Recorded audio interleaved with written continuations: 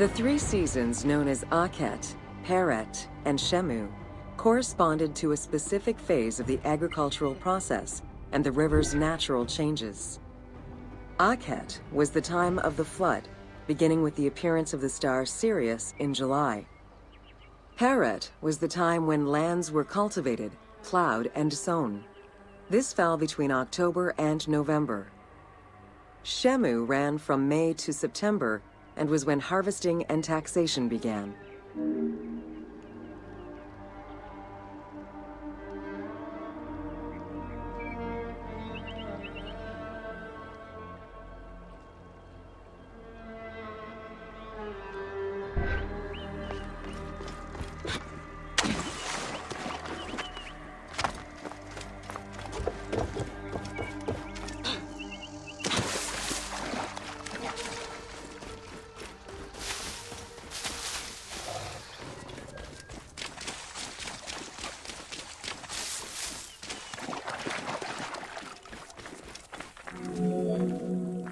The pharaoh's duty was to uphold order against chaos and provide for his people. Priests and local governors also wanted to appear as protectors of the people. However, any variation in the Nile's seasons could cause water shortages. This had devastating consequences on wheat and barley crops. The pharaoh, administrators, and priests knew they needed to demonstrate their ability to prevent such a catastrophe from happening. And so they invented the story, which would be inscribed upon the famine stela.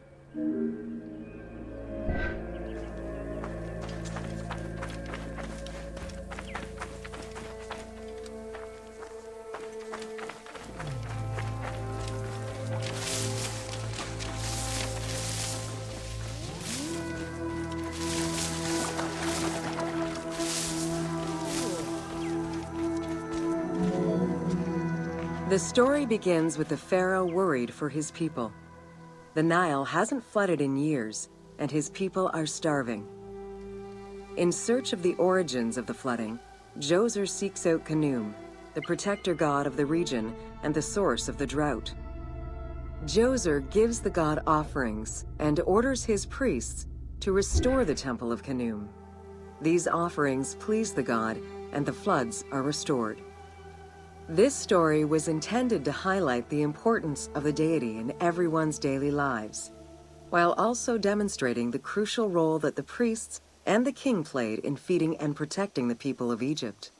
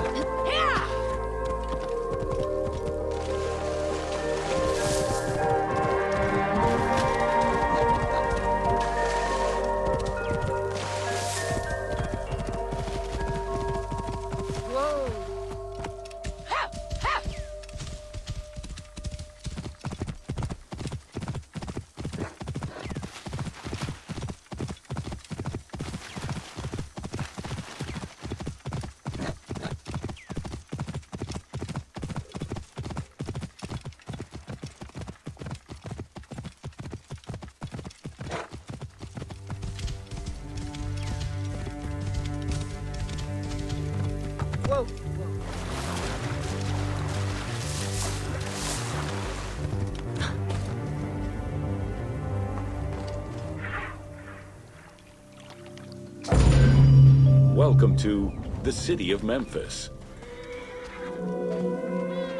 Throughout all ancient Egyptian periods, cities had one thing in common. They were situated along the Nile's shores. Cities were often designated for government or for worship. Major cities had several temples dedicated to numerous gods and goddesses. Egyptians referred to the organization of their cities as a sepat, or later on by the Persian term nome. There were 20 sepat in Lower Egypt and 22 in Upper Egypt. The capital city of ancient Egypt changed many times over the periods.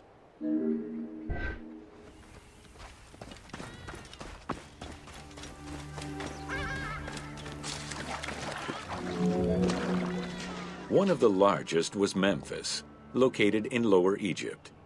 It was a key center for religious temples, including their most important deity, Ptah, god of creation. Thebes, located in Upper Egypt, competed with Memphis and featured as both a political and a religious center. Two important temples, Luxor and Karnak, were built there. A minor capital of the Sayyid dynasty was the city of Sais. This was the last native Egyptian capital of Egypt.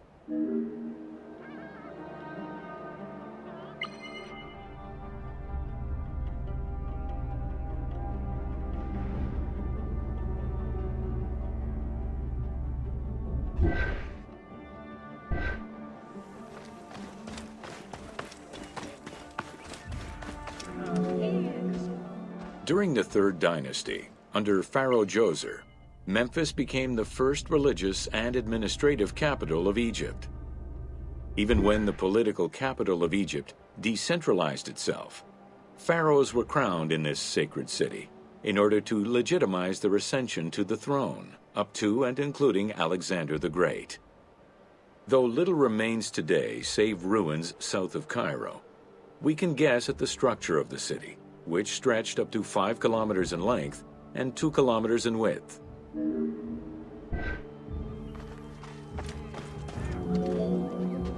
Memphis was also referred to as the City with the 100 Doors, or the White Walls. These names were in reference to the wall which surrounded the city.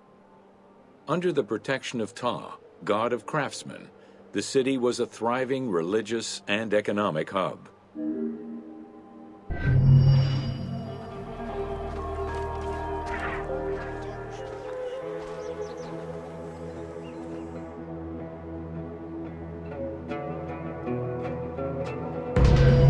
Welcome to Artisans of Ancient Egypt.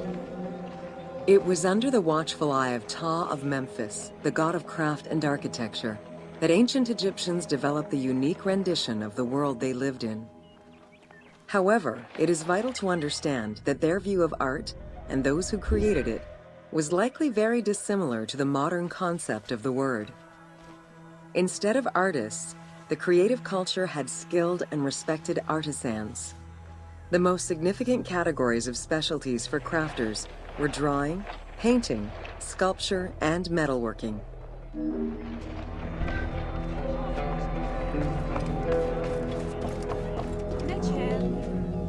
Ancient Egyptian craftspeople created both art and a wide variety of mundane, everyday tools. Every item created had a specific purpose and was produced by anonymous artisans who worked alone or with a team. Most crafts, such as pottery and metalworking, were utilized for everyday items. Luxury goods and artwork illustrations served temple rituals and were not meant for public display. Artisans rarely signed their names to the work, though they were clearly aware that they possessed a unique skill and talent for the task.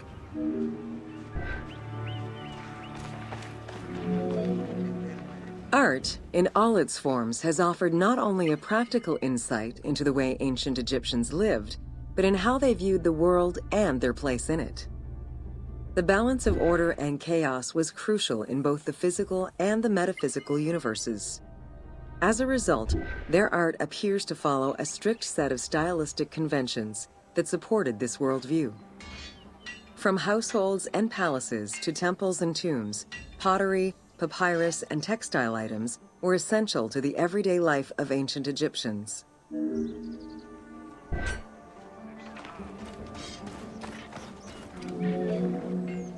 In ancient Egyptian culture, drawing was used as illustration, such as seen in the Book of the Dead. It was also the first step in the creation of a relief, painting, or statue. Two-dimensional representations were concerned with order and form, and were intended to honor gods and promote the transition of the soul to the afterlife.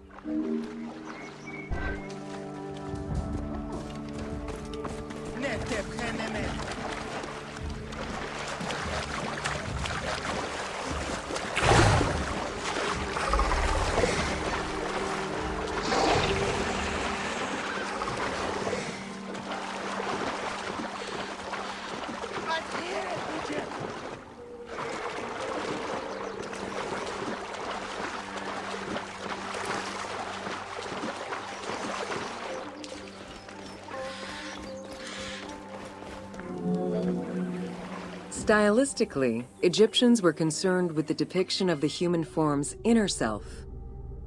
As such, artistic representations were not concerned with realism, but rather with idealized youth and perfectly harmonious visuals.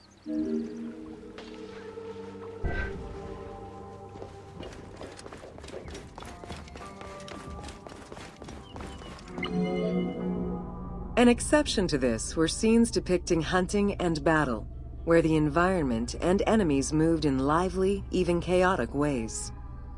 Animals and foes were depicted piled up, as if describing chaos, with Egyptians standing in solemn, disciplined poses, bringing order to the scene.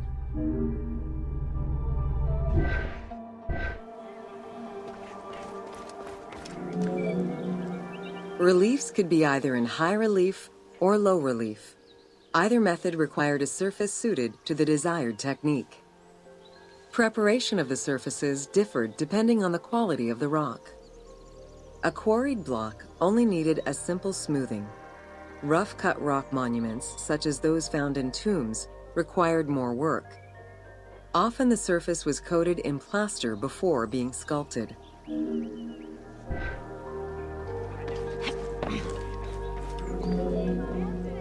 For reliefs, preliminary sketches were drawn in red, then framed with a red grid to position the elements of the scenes. Corrected sketches were in black, and once approved, the scene was ready to be carved. This method likely explains the name given to relief makers, the one who draws the outlines.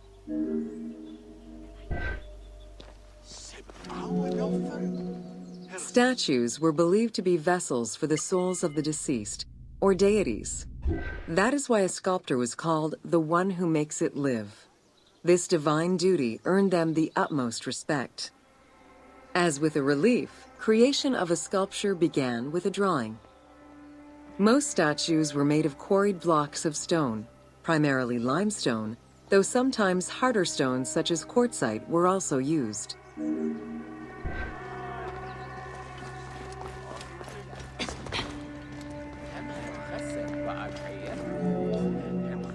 In ancient Egypt, the profession of crafter was organized and relied on a specific hierarchy.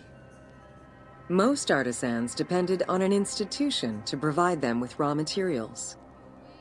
There were 3 working levels for craftsmanship: domestic, large estates, and within palace and temple workshops. Some royal workshops, at their largest, covered an area of about 2.8 square kilometers in size.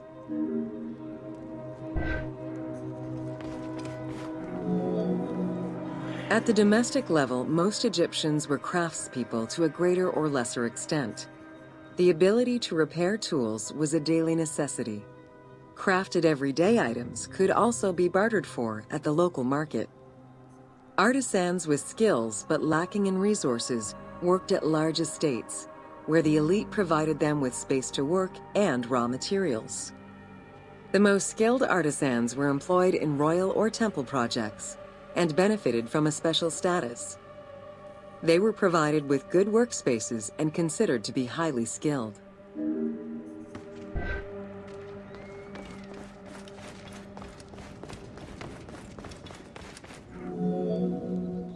An ancient text known as the Satires of Trades has a number of descriptive summaries that offer teasing glimpses into how artisans were perceived.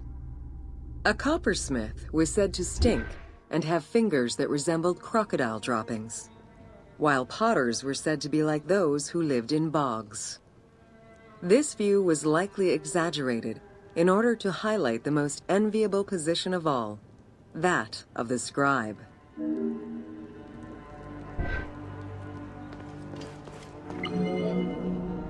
Located near the Valley of the Kings, Deir el-Medina was a settlement created by order of the king to honor the most skilled artisans.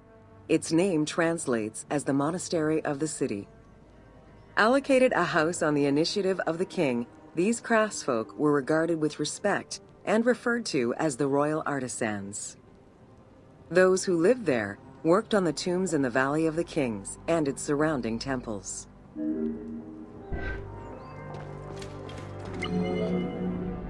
Archaeologists believe the site was home to skilled and respected artisans for over 400 years.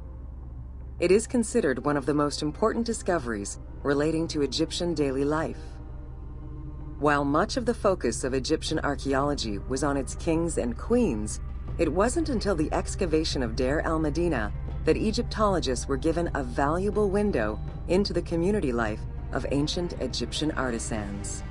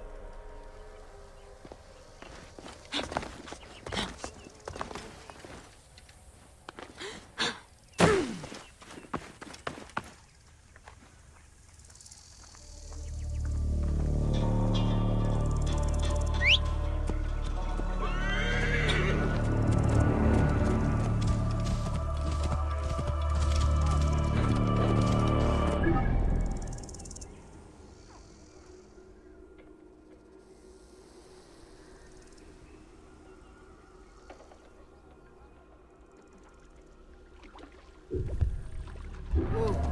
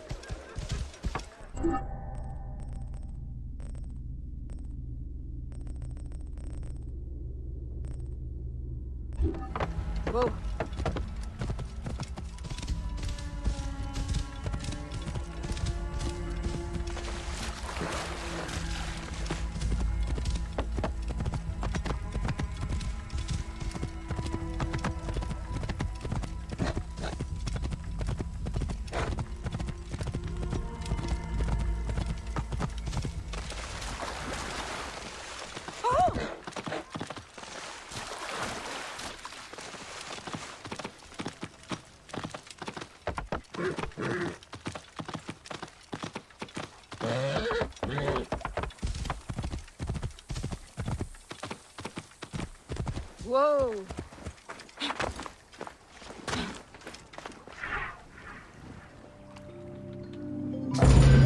Welcome to the major regions of Egypt.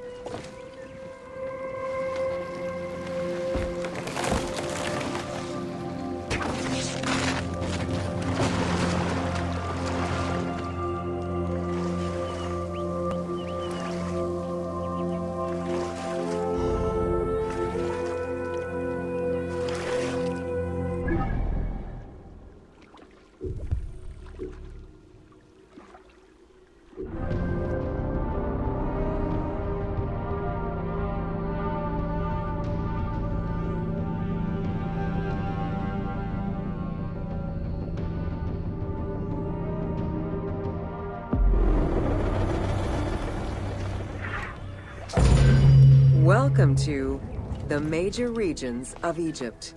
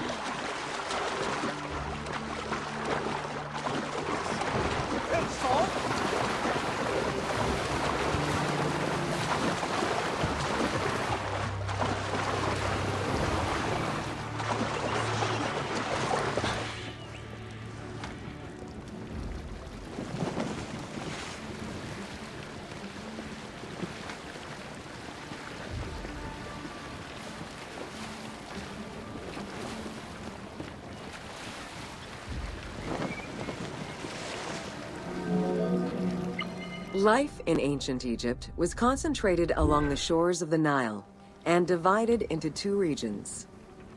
Lower Egypt was situated on the Nile Delta near the Mediterranean, and Upper Egypt was at the south reaching into Africa. Due to its proximity to the Mediterranean, temperatures in Lower Egypt were less extreme than in Upper Egypt.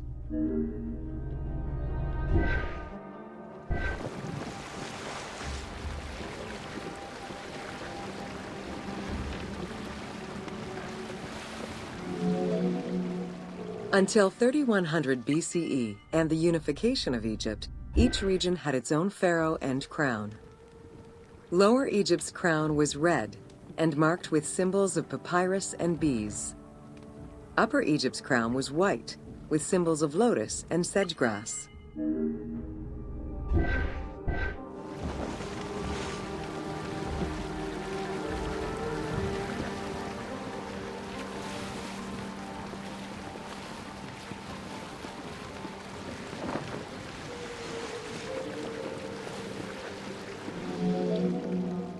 Both regions had competing major cities, most notably Memphis in Lower Egypt and Thebes in Upper Egypt. There were different religious cults in both regions, each worshipping their own major gods.